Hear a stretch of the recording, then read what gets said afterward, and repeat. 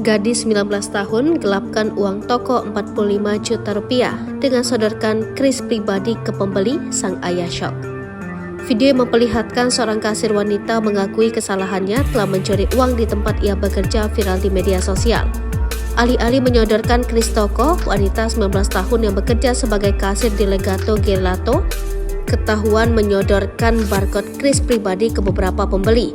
Alhasil dengan tindakannya tersebut, kasir wanita itu berhasil meraup uang 45 juta rupiah selama 3 bulan beraksi.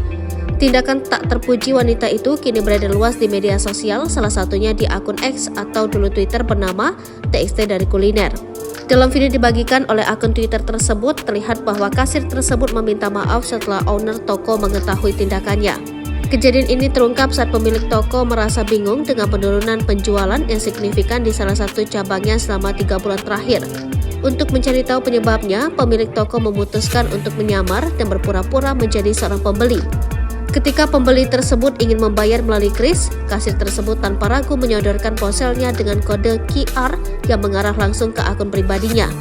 Hal ini terjadi karena nama pribadi pegawai kasir Gelato tersebut tertera di kode QR tersebut.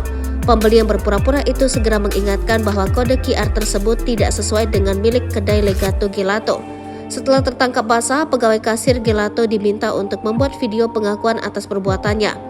Dalam video tersebut, kasir tersebut yang bernama AS dan berusia 19 tahun mengakui bahwa ia telah mencuri uang senilai 45 juta rupiah dengan jumlah harian sekitar 500 ribu rupiah. Ia mengaku telah melakukan aksi pencurian melalui kris pribadinya sejak akhir Juli 2023 setelah bekerja di kedai tersebut selama 1 tahun. Dalam video tersebut, pemilik kedai Legato Gelato menjelaskan bahwa uang terakhir yang masuk ke rekening pribadi AS berkisar antara Rp8.800 hingga Rp41.800. Selain menggunakan kris pribadinya, kasir tersebut juga mencuri uang tunai yang dibayar pembeli ke toko Legato Gelato. Tindakan kasir perempuan ini bahkan membuat ayahnya terkejut. Menurut pemilik toko, ayah kasir tersebut adalah orang baik yang berusaha membantu putrinya mendapatkan pekerjaan.